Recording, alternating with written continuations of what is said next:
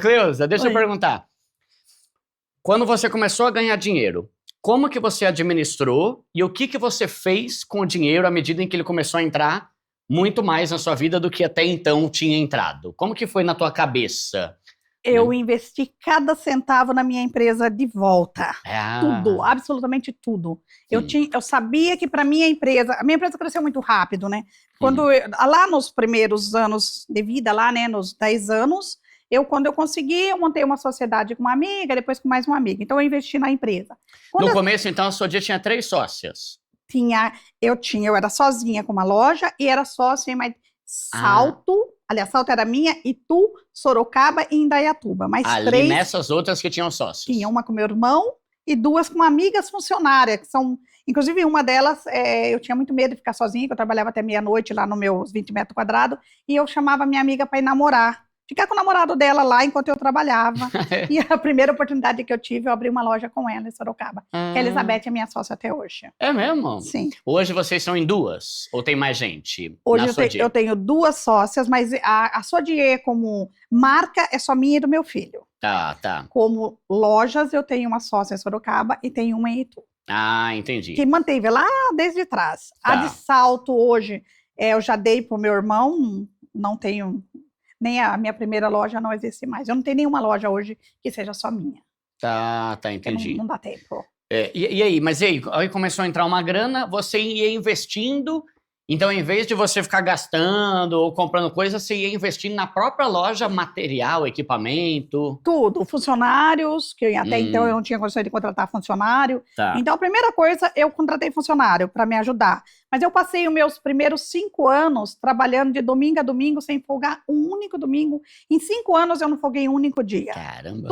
Eu lembro a primeira vez que eu fiquei na minha casa num domingo, eu não sabia o que fazer com aquele dia. De tanto que eu entrava às 7 horas da manhã e eu trabalhava até às 8 da noite no domingo, e às vezes tudo que eu vendia era 1 ou 2 bolos. Às vezes era Nossa, assim, quase nada mesmo. tá. E às vezes no final do mês eu não tinha dinheiro para pagar energia, eu tinha medo que cortasse, era num bairro, mas eu tinha vergonha. Assim, imagina o cara subir, não posso cortar a energia do meu comércio. Então eu Hum, deixava da minha casa sem pagar, da minha mãe, e pagava a minha, e depois eu ia lá e pagava da minha mãe. Mas tá. não sobrava dinheiro para absolutamente nada. Mas por Hum, nenhum momento eu pensei em desistir, eu fiquei reclamando, sempre trabalhando para mais. Mas quando o tá. dinheiro de fato começou a sobrar, eu descobri que eu tinha que estruturar a minha empresa. E Tá. quando ela virou uma franquia, 10 anos depois, que foi através de um cliente, do Roberto, da Vila Guilherme, que ia comprar bolo toda semana e falou, por que por que você não transforma a sua loja num franchise? Falei, nossa, que palavra difícil, é de comer isso, né? Aí ele falou, não, você Tem com pode... morango isso aí, né? Não, é gostoso, né? É. Eu falei, mas como que funciona? Daí ele explicou, falou, você pode levar sua marca a mais pessoas, eu tenho que vir buscar bolo toda semana aqui, que minha família adora seus bolos, eu posso ter ele em São Paulo. E aí, depois de 6 meses de tanto ele conversar, um dia eu acordei de manhã, vim até a BF, comprei um livro. O que Aliás, é a a BF? BF, ela lida com franquia, Ah, tá, tá, franchise. tá. A BF meu Deus, a Associação Associação Brasileira Brasileira? de Franchise. Ah, tá. Então, eu fui lá, fiz um curso, tinha mais umas 50 pessoas na sala, espero que eles tenham ido tão bem quanto eu, graças a Deus. E comprei alguns livros que falavam de franquia de A a Z e por aí afora. Estudei esses livros, eu adoro ler, então não tive nenhuma dificuldade.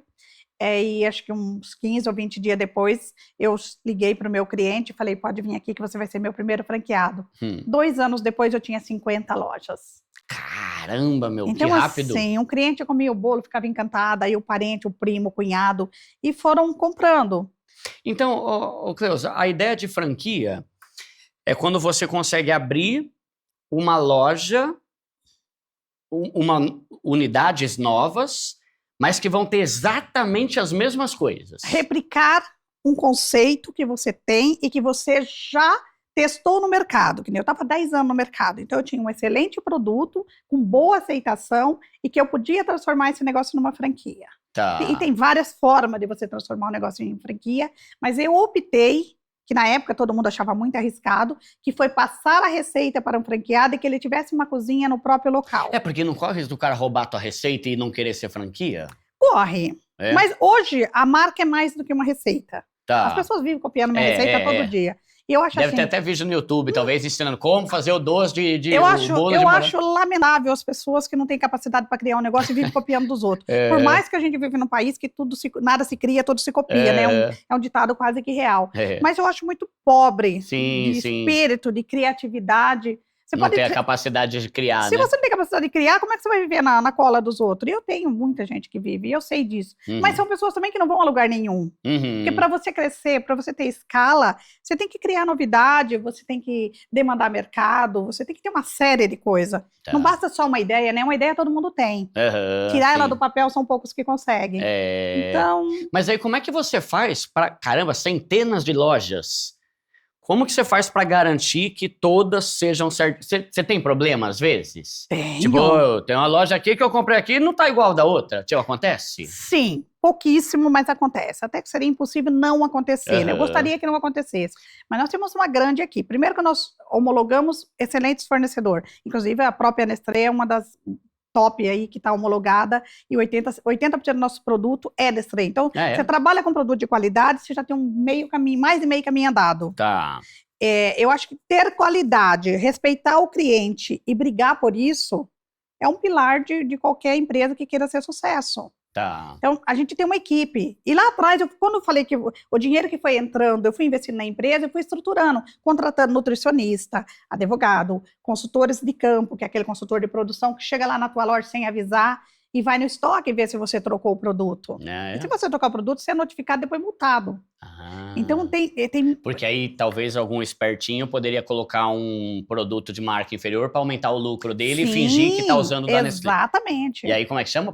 Produtor de campo? Como é que é? Consultor de campo. Consultor de campo, tá. O consultor de campo é aquele consultor que nossos próprios fornecedores homologados também têm autorização para entrar. Passa relatório para saber se estão comprando. É porque tá o nome deles lá, Sim. né? Sim. Tá. Então, eu sempre falo, quando a Sodier hoje, a Sodier Doces, ela não é da Maria ou do João. Quando o cliente entra, se eu tento dar uma despertinha, eu não estou me prejudicando só a mim. Eu estou prejudicando várias pessoas que fazem certo. Tem muitas pessoas a fim de buscar um caminho. Isso já foi mais difícil lá atrás.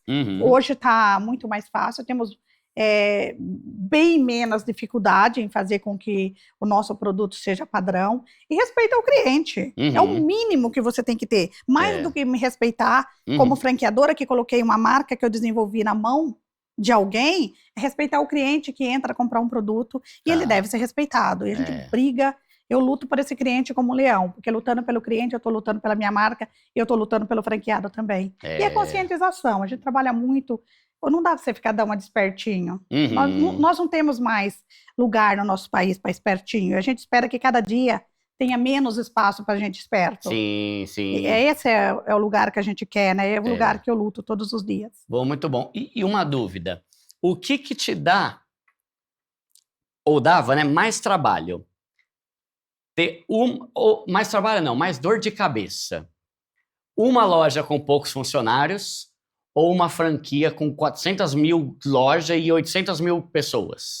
O que te gera mais estresse? Mais franquias com os donos, hoje não mais, porque eu também, por vários anos, eu fiquei muito à frente desse negócio. Tá. E aos poucos eu fui descobrindo que eu podia colocar pessoas para me ajudar, gerente, diretores, e hoje eu tenho bem menos, já houve tempo que eu ia no banheiro, o telefone tocava, e eu sempre falei com todos os meus franqueados, eu sempre atendi todos eles, qualquer hora, sábado, domingo, à noite,